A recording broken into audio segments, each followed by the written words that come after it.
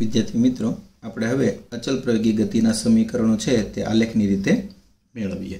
તો આપણે આગળના સવાલમાં જોયું કે પ્રવેગ એટલે વેગમાં થતા ફેરફારનો સમય દર છે અને ત્યાર પછી આપણે સરેરાશ પ્રવેગ પરથી તત્કાલીન પ્રવેગ મેળવવું અને v વિરુટ્ટીના આલેખમાં આપણે જોયું કે v વિરુટ્ટીના આલેખ નીચે ઘેરાતા ભાગનું જે ક્ષેત્રફળ છે તે આપણને સ્થાનાંતરનું મૂલ્ય આપે છે। તો આ બાબતોને ધ્યાનમાં રાખી અને આપણે અચલ પ્રવેગી ગતિના સમીકરણો છે તે આલેખની રીતે મેળવીએ। તો આકૃતિમાં તમને એક v વિરુટ્ટીનો આલેખ દર્શાવ્યો છે। ધારી લો કે કોઈ પદાર્થ છે એ ધન x દિશામાં અચળ પ્રવેગ a થી સુરેખ ગતિ કરે છે। તો આવી પરિસ્થિતિમાં ધારી લઈએ કે t બરાબર 0 સમયે પદાર્થનો વેગ છે v0 છે અને t સમયે તે v છે। તો અહીં તમે જોઈ શકો છો કે t બરાબર 0 સમયનો વેગ v0 વડે દર્શાવ્યું છે અને t સમયનો વેગ છે તે v વડે દર્શાવ્યો છે। હવે આકૃતિ પરથી તમે જોઈ શકો છો કે અહીંયા પદાર્થ છે એનામાં v વિરુટ્ટીનો આલેખ છે એ સુરેખ છે, એટલે સમયની અક્ષને સમાંતર ન હોય તેવી સુરેખા છે જે આપણે ab વડે દર્શાવેલ છે। તો આ પરિસ્થિતિમાં આલેખ પરથી આપણે કહી શકીએ પદાર્થનો પ્રવેગ અચળ છે અને જો પદાર્થનો પ્રવેગ અચળ હોય તો કોઈ પણ સમયગાળામાં મેળવેલ કણનો સરેરાશ પ્રવેગ અને તત્કાલીન પ્રવેગ બંને સરખા જ હોય। તો આવી પરિસ્થિતિમાં હું સરેરાશ પ્રવેગ લખું કે તત્કાલીન પ્રવેગ લખું બંને એક થશે। તો પ્રવેગ બરાબર અહીંયા AB રેખાનો ઢાળ, કારણ કે v વિરુટ્ટીના આલેખનો જે ઢાળ હોય એ આપણને પ્રવેગનું મૂલ્ય આપે છે। તો અહીંયા v વિરુટ્ટીના આલેખનો ઢાળ એટલે AB રેખાનો ઢાળ મેળવવાનો। તો AB રેખાનો ઢાળ છે એ આપણે આ રીતે મેળવી શકશું કે ઢાળ બરાબર શું, અહીં tan θ લઈએ તો સામેની બાજુ છેદમાં પાસેની બાજુ, સામેની બાજુ BC ને છેદમાં પાસેની બાજુ AC। તો BC બરાબર તમે જોઈ શકો છો આટલું માપ છે એ v છે અને આટલું માપ v0 છે, તો આ થશે v - v0। તો BC બરાબર પણ v - v0 થશે। આથી પ્રવેગ બરાબર AB રેખાનો ઢાળ છે BC ના છેદમાં AC છે, તો BC v - v0 અને AC બરાબર t - 0 એટલે t જ લખાશે। તો આ પરિસ્થિતિમાં પ્રવેગ મળે છે v - v0 ના છેદમાં t। આલેખ પરથી મેળવ્યું છે એટલે, નહીં તો તમે જાણો છો પ્રવેગ બરાબર વેગનો ફેરફાર છેદમાં સમયગાળો। તો અંતિમ વેગ v છે અને પ્રારંભિક વેગ v0 છે, તો વેગનો ફેરફાર v - v0 થશે અને છેદમાં સમય t થશે। તો પ્રવેગ a બરાબર v - v0 upon t મળશે। હવે t ને ગુણાકારમાં લઈ જાઓ તો at બરાબર v - v0 થશે। સમીકરણ નંબર 1 આપી દઈએ। હવે v0 ના બાજુ લઈ જઈએ તો પ્લસ થાય, તો v બરાબર v0 પ્લસ at જે અચળ પ્રવેગી ગતિનું એક સમીકરણ છે। આ સમીકરણ પરથી તમે પદાર્થનો અંતિમ વેગ છે એ શોધી શકો છો। હવે તમે જાણો છો કે v વિરુટ્ટીના આલેખ નીચે ઘેરાતા ભાગનું ક્ષેત્રફળ છે એ આપણને સ્થાનાંતરનું મૂલ્ય આપે છે। તો આપણે અહીંયા t સમયમાં કણે કરેલું સ્થાનાંતર એ v વિરુટ્ટીના આલેખ નીચે ઘેરાતા ક્ષેત્રફળ જેટલું હોય તો ક્ષેત્રફળ આપણને સ્થાનાંતરનું મૂલ્ય આપશે। તો x બરાબર અહીંયા આ જે ક્ષેત્રફળ ઘેરાય છે એને બે ભાગમાં વહેંચી શકીએ। એક લંબચોરસ OACD નું ક્ષેત્રફળ વત્તા ત્રિકોણ ABC નું ક્ષેત્રફળ। પણ લંબચોરસનું ક્ષેત્રફળ એટલે તો લંબાઈ ગુણ્યા પહોળાઈ। તો તમે જોઈ શકો છો લંબાઈ છે v0 - 0 એટલે v0 અને પહોળાઈ છે t - 0 એટલે t। તો આ સમીકરણ બનશે x બરાબર લંબચોરસનું ક્ષેત્રફળ થયું v0t પ્લસ એ ત્રિકોણનું ક્ષેત્રફળ હાફ પાયો ગુણ્યા વેધ। તો તમે જોઈ શકો છો પાયો ગુણ્યા વેધ કરીએ તો half v - v0 into t મળશે, જે સમીકરણ નંબર 3 આપી દઈએ। હવે સમીકરણ 1 માં આપણે at બરાબર v - v0 મેળવેલું છે એટલે v - v0 બરાબર at છે એ સમીકરણમાં મૂકીએ તો સમીકરણ 1 પરથી સમીકરણ 3 માં v - v0 બરાબર at મૂકતા તો x બરાબર v0t plus half at into t એટલે at સ્ક્વેર થશે, જે સમીકરણ નંબર 4 આપી દઈએ। હવે ફરી પાછા સમીકરણ 3 ઉપર આવીએ તો x બરાબર v0t plus half v - v0t છે એ સમીકરણને છૂટું પાડીએ એટલે કે વિસ્તરણ કરીએ એનું, તો આ પ્રમાણેનું સમીકરણ થશે x બરાબર v0t plus half vt minus half v0t। તો એ સમીકરણ છે એ આ મુજબ મળ્યું આપણને x બરાબર v0t plus half vt minus half v0t। તો અહીંયા તમે જોઈ શકો છો v0t આખું છે અને આ હાફ v0t એટલે અડધું છે, આખામાંથી અડધું જશે એટલે અડધું વધશે, પણ નિશાની મોટાની આપીશું એટલે પ્લસ રહેશે। હાફ vt તો છે જ, એટલે x બરાબર હાફ vt વત્તા હાફ v0t। હવે એક કામ કરીએ કે અહીંયા બે લસા લઈ લઈએ તો vt પ્લસ v0t થશે, એમાંથી t કોમન કાઢી લઉં તો x બરાબર v plus v0 by 2 into t મળશે। પણ તમે જાણો છો કે અચળ પ્રવેગી ગતિ માટે v પ્લસ v0/2 બરાબર તો સરેરાશ વેગ v થશે, તો સરેરાશ વેગ v બાર t થયું, તો x બરાબર v બાર t, જ્યાં આપણે સરેરાશ વેગ v બાર બરાબર v પ્લસ v0/2 લીધું. પણ ખાસ ધ્યાન રાખો, આ સમીકરણ ત્યારે જ વપરાય જ્યારે પદાર્થનો પ્રવેગ અચળ હોય. તો ફક્ત અચળ પ્રવેગ માટે સરેરાશ વેગ v બાર બરાબર v પ્લસ v0/2 લખાશે. હવે સમીકરણ 5 માં સમીકરણ 1 પરથી t ની કિંમત લાવીએ તો સમીકરણ 1 પરથી t ની કિંમત થશે v માઇનસ v0/a. એ કિંમત આપણે અહીંયા મૂકી દઈએ તો સમીકરણ આ મુજબ મળશે આપણને x બરાબર v પ્લસ v0/2 અને v માઇનસ v0/a. તો ઉપર તમે જોઈ શકો છો તફાવતની રીત છે, તો v² માઇનસ v0² છેદમાં 2a થશે. હવે 2a ના ગુણાકારમાં લઈ જાઉં તો 2ax બરાબર v² માઇનસ v0² થયું, અને આ સમીકરણ નંબર 6 એ અચળ પ્રવેગી ગતિનું સમીકરણ છે. આમ સમીકરણ નંબર 2, સમીકરણ નંબર 4 અને સમીકરણ નંબર 6 એ આપણા અચળ પ્રવેગી ગતિના સમીકરણો થયા. તો આપણને અચળ પ્રવેગી ગતિના 3 સમીકરણો મળે છે. એક છે v = v0 plus at, બીજું છે x બરાબર v0t plus half at², અને ત્રીજું સમીકરણ મળ્યું આપણને v² માઇનસ v0² બરાબર 2ax. વિદ્યાર્થી મિત્રો, આપણે જે અચળ પ્રવેગી ગતિના સમીકરણો મેળવ્યા તેમાં સમીકરણો મેળવતી વખતે આપણે માની લીધું છે કે t બરાબર 0 સમયે કણનું સ્થાન x બરાબર 0 પાસે છે. તો આપણને અચળ પ્રવેગી ગતિના સમીકરણો જે મળ્યા તે આ મુજબ હતા: v બરાબર v0 plus at, x બરાબર v0t plus half at², v² minus v0² બરાબર 2ax, અને સાથે સાથે પ્રવેગ વગરનું આ સૂત્ર છે એ પણ આપણે મેળવવું, x બરાબર v બાર t એટલે કે v plus v0/2 into t. પણ આ સમીકરણ તો ત્યારે જ વાપરી શકાય જ્યારે પ્રવેગ અચળ હોય. પણ જો આપણે પદાર્થનું t બરાબર 0 સમયે સ્થાન છે એ x બરાબર x0 લીધું હોય તો તેવી પરિસ્થિતિમાં આ જે અચળ પ્રવેગી ગતિના સમીકરણો છે એને આપણે આ મુજબ લખી શકીએ. એટલે કે સમીકરણમાં x ના સ્થાને આપણે x માઇનસ x0 લેવાનું છે, કેમ કે x સ્થાનાંતર છે. તો પ્રારંભમાં કણનું સ્થાન 0 હતું તો સ્થાનાંતર x માઇનસ 0 એટલે x જ થાય, પણ અહીંયા પદાર્થનું પ્રારંભિક સ્થાન 0 નથી અને x બરાબર x0 છે, તો પદાર્થનું સ્થાનાંતર x માઇનસ 0 થશે. તો આ સમીકરણો લખતી વખતે x ની જગ્યાએ x માઇનસ x0 મૂકવું, એટલે આ સમીકરણ આ મુજબના થશે: v બરાબર v0 plus at, x minus x0 બરાબર v0t plus half at², પછી v² માઇનસ v0² બરાબર 2a x માઇનસ x0, અને આ x માઇનસ x0 બરાબર v બાર t બરાબર v plus v0/2 into t. વિદ્યાર્થી મિત્રો, આપણે હવે મુક્ત પતન કરતા પદાર્થો માટે ગતિના સમીકરણો મેળવીએ. તો પ્રશ્ન એ થાય કે મુક્ત પતન એટલે શું? જો કોઈ પદાર્થને પૃથ્વીના ગુરુત્વાકર્ષણ ક્ષેત્રમાં નીચે પડવા દેવામાં આવે તો તે અધો દિશામાં ગતિ કરે છે, અને આવી પરિસ્થિતિમાં પૃથ્વીના ગુરુત્વાકર્ષી બળને કારણે પદાર્થમાં અધો દિશામાં પ્રવેગ ઉદ્ભવે છે, જે પ્રવેગને ગુરુત્વ પ્રવેગ કહેવાય છે. ગુરુત્વ પ્રવેગને g વડે દર્શાવાય છે. એટલે કે જો આપણે હવાના અવરોધને અવગણીએ તો આવો પદાર્થ મુક્ત પતન કરે છે તેમ કહેવાય. એટલે કે હવાના અવરોધને અવગણતા પૃથ્વીના ગુરુત્વાકર્ષી બળને કારણે પદાર્થમાં અધો દિશામાં ગતિ જે થાય છે પદાર્થની, તે ગતિને મુક્ત પતન કહે છે. જેમ કે આપણે કોઈ ઊંચાઈ પરથી કોઈ પથ્થરને નીચે પડવા દઈએ અને જો આપણે હવાના અવરોધને અવગણીએ તો આવો પથ્થર છે એ મુક્ત પતન કરે છે તેમ કહેવાય.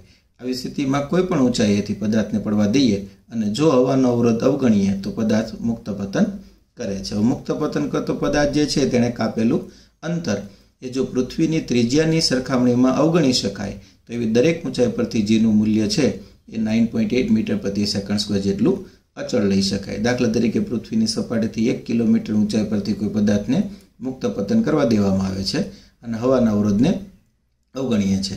તો આવી સ્થિતિમાં 1 કિલોમીટરની ઊંચાઈ એ પૃથ્વીની ત્રિજ્યા 6400 કિલોમીટરની સરખામણીમાં અવગણી શકાય તેવું છે. તો આવી 1 કિલોમીટર ઊંચાઈ પરથી જીનું મૂલ્ય છે એને 9.8 મીટર પ્રતિ સેકન્ડ સ્ક્વેર જેટલું લઈ શકાય. આગળ તમે ગુરુત્વાકર્ષી ક્ષેત્ર વિશે અભ્યાસ કરશો ત્યારે તમે જોશો કે ઊંચાઈ સાથે જીમાં ફેરફાર થાય છે, તો એ વખતે તમે અભ્યાસ કરી લેશો. પણ અત્યારે તો આપણે એમ સમજી લઈએ કે જો મુક્ત પતન કરતા પદાર્થે કાપેલું અંતર છે એ પૃથ્વીની ત્રિજ્યાની સરખામણીમાં અવગણી શકાય તેવી દરેક ઊંચાઈએ જીનું મૂલ્ય છે 9.8 મીટર પ્રતિ સેકન્ડ સ્ક્વેર જેટલું અચળ લઈ શકાય છે.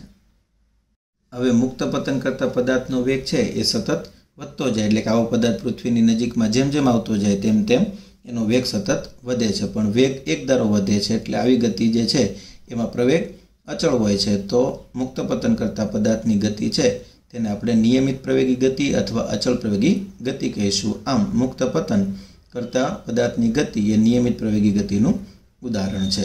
હવે જો પદાર્થને મુક્ત પતન કરવા દેવામાં આવે તે સ્થળેથી ઉધ્વ દિશાને હું ધન y અક્ષ તરીકે લઉં તો ગુરુત્વ પ્રવેગની દિશા ઋણ y અક્ષ થશે. જેમ કે એને આપણે આ મુજબ સમજી શકીએ કે તમે જોઈ શકો છો કે હું ઉધ્વ દિશાને ધન y અક્ષ તરીકે લીધેલી છે અને અધો દિશાને ઋણ y અક્ષ તરીકે લઈએ તો પદાર્થને મુક્ત પતન કરવા દેવામાં આવે તો તમે જોઈ શકો છો કે એનો વેગ સતત વધશે. જ્યારે વેગ સતત વધતો હોય ત્યારે પદાર્થ પ્રવેગી ગતિ કરતો હોય છે. ત્યારે એ બરાબર આપણે નીચે તરફની દિશા હોય એટલે આપણે ઋણ y છે તો એ બરાબર -g લખીશું.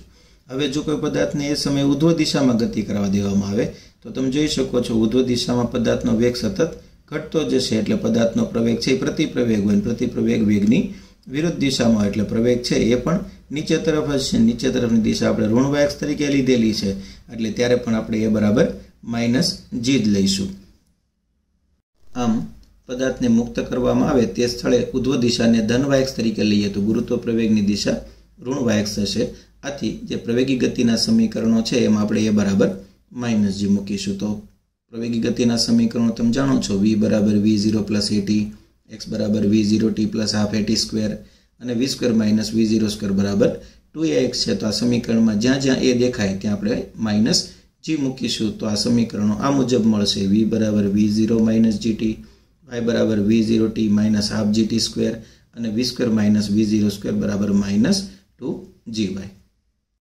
હવે ક્યારેક આપણે સરળતા ખાતર જો અધો દિશાને ધન y અક્ષ તરીકે લઈએ તો ઉધ્વ દિશા ઋણ y અક્ષ થશે. આવી સ્થિતિમાં જો કોઈ પદાર્થને મુક્ત પતન કરવા દેવામાં આવે તો એ પદાર્થનો વેગ સતત વધે એટલે પ્રવેગી ગતિ થાય તો એ બરાબર +g લઈશું. અને જો પદાર્થને ઉધ્વ દિશામાં ફેંકવામાં આવે તો એ પદાર્થનો વેગ સતત ઘટશે એટલે પ્રતિપ્રવેગી ગતિ થાય. અને પ્રતિપ્રવેગી ગતિમાં પ્રવેગ છે વેગની વિરુદ્ધ દિશામાં હોય એટલે પ્રવેગ અધો દિશામાં થાય એટલે એ બરાબર નીચે તરફ g છે એ લઈશું આપણે, કારણ કે નીચે તરફની દિશા ધન y અક્ષ છે તો g ને આપણે ધન લઈશું. પણ આ પરિસ્થિતિ આપણે આ રીતે અક્ષને વિચારીએ ત્યારે જ લેવાની છે. તો આવી સ્થિતિમાં અચળ પ્રવેગી ગતિના સમીકરણોમાં જ્યાં એ દેખાય ત્યાં આપણે +g લઈશું. તો v બરાબર v0 પ્લસ gt, y બરાબર v0t plus half gt square અને v square minus v0 square બરાબર 2gy થશે.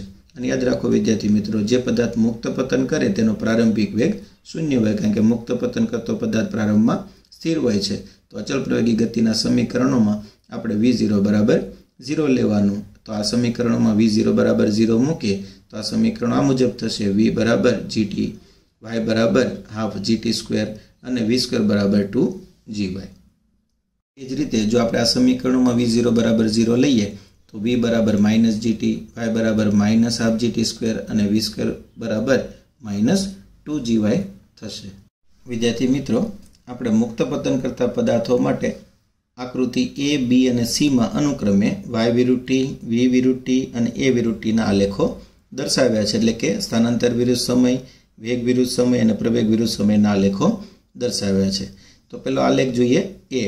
તો સ્થાનાંતર વિરુદ્ધ સમયનો જે આલેખ છે એ આકૃતિમાં દર્શાવ્યા પ્રમાણે વક્ર મળે છે. એનું કારણ એ છે કે અચળ પ્રવેગી ગતિનું સમીકરણ y બરાબર v0t minus half gt square લઈએ તો એમાં આપણે એ બરાબર -g લીધેલું છે એટલે ઋણ નીચે તરફની દિશાને ઋણ y અક્ષ તરીકે ધારેલી છે. જો મુક્ત પતન કરતા પદાર્થ માટે આ સમીકરણ લખીએ તો પ્રારંભિક વેગ 0 હોય એટલે v0 બરાબર 0 લઈએ તો y બરાબર હાફ gt સ્ક્વેર મળશે. સમીકરણ પરથી તમે જોઈ શકો છો કે y છે એ t ના સમપ્રમાણમાં નથી, એટલે કે સરખા સમયમાં સરખું અંતર કપાતું નથી. તો મુક્ત પતન કરતો પદાર્થ જે છે એના માટે સ્થાનાંતર એ t સ્ક્વેરના સમપ્રમાણમાં છે. આથી તમે જોઈ શકો છો એક સરખા સમયમાં એક સરખું અંતર કપાશે નહીં. તો પદાર્થે પહેલી સેકન્ડમાં કાપેલ અંતર હશે એના કરતાં બીજી સેકન્ડમાં કાપેલું અંતર વધારે હશે, ત્રીજી સેકન્ડમાં એના કરતાં પણ વધુ હશે.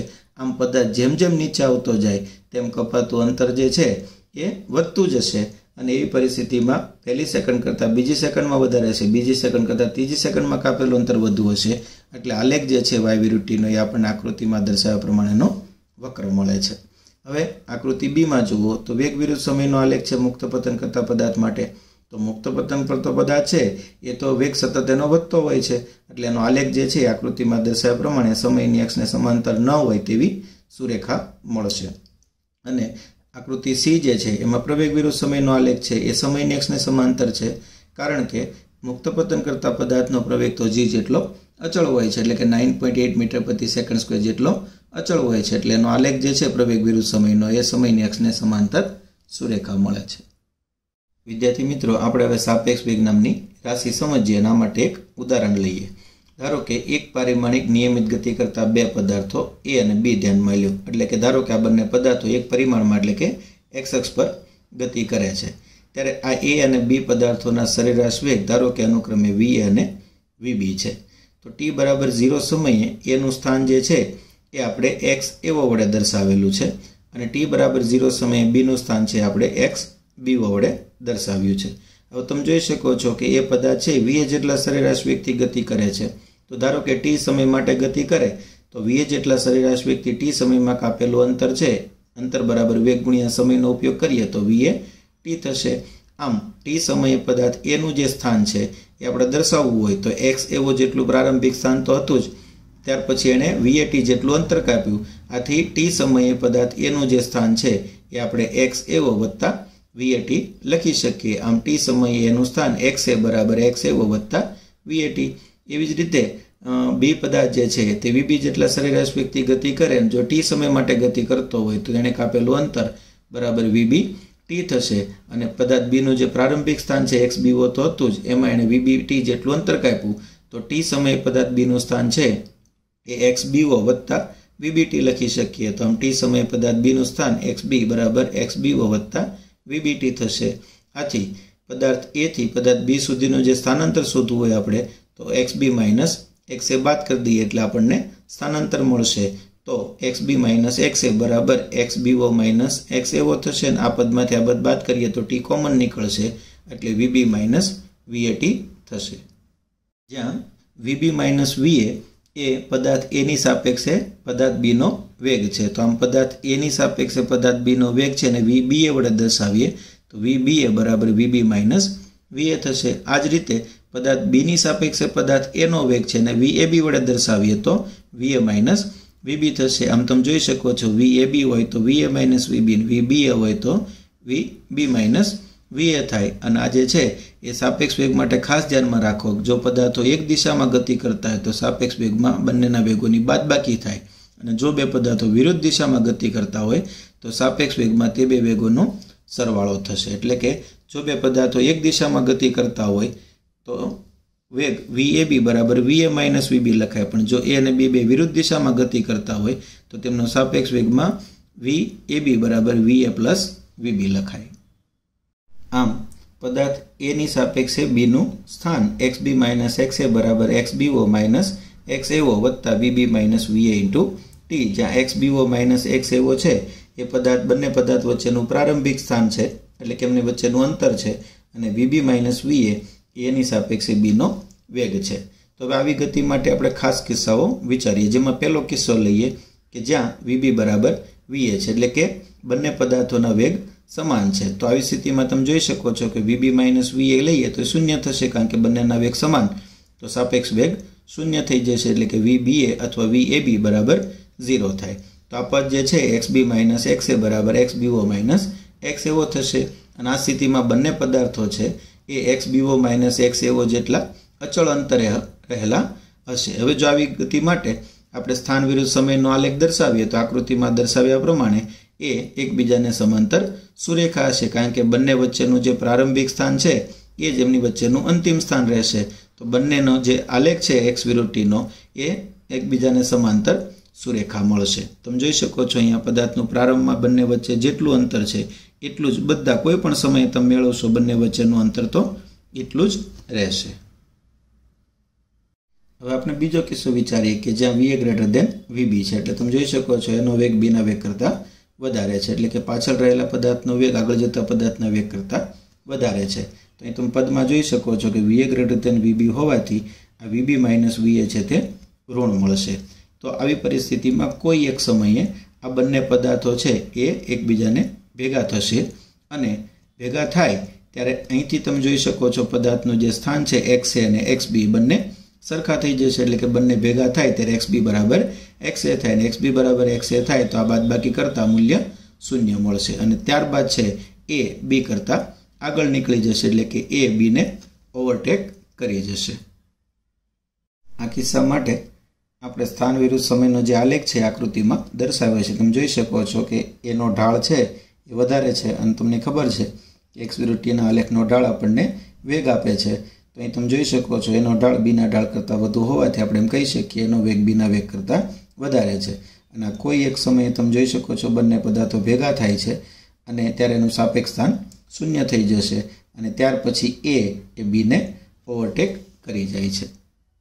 હવે ત્રીજો કિસ્સો જોઈએ કે જ્યાં બંને પદાર્થો એકબીજાની વિરુદ્ધ દિશામાં ગતિ કરતા હોય એટલે કે બંને પદાર્થોના વેગ વિરુદ્ધ સંજ્ઞા ધરાવતા હોય તો તેમનો સાપેક્ષ વેગ જે છે એમાં બંનેના વેગનો સરવાળો થશે એટલે એનો અર્થ એવો થયો કે સાપેક્ષ વેગનું જે મૂલ્ય છે એ બંને પદાર્થોના વેગના મૂલ્ય કરતાં વધુ હશે એટલે કે VAB is greater than VA હશે અને VAB is greater than VB હશે। આ જ રીતે જો તમે VBA મેળવો તો પણ VA વત્તા VB જ મળશે એટલે VBA is greater than VA અને VBA is greater than VB થાય। એમ જો બે પદાર્થો એકબીજાની વિરુદ્ધ દિશામાં ગતિ કરતા હોય એટલે કે વિરુદ્ધ સંજ્ઞા ધરાવતા હોય વેગની તો બંનેના વેગનું સાપેક્ષ મૂલ્ય જે છે એ બંનેના વેગના મૂલ્ય કરતાં વધી જાય છે અને આવી સ્થિતિમાં બંને પદાર્થો કોઈ એક સમયે ભેગા થાય અને ત્યાર પછી એકબીજાને ક્રોસ કરી જાય છે।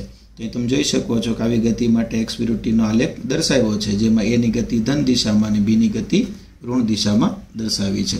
અહીં તમે જોઈ શકો છો કે બંને કોઈ t સમયે એકબીજાને ભેગા થાય છે અને ક્રોસ કરે છે ત્યાર પછી કોઈ પણ સમયે આ બંને ક્યારેય ભેગા થશે નહીં।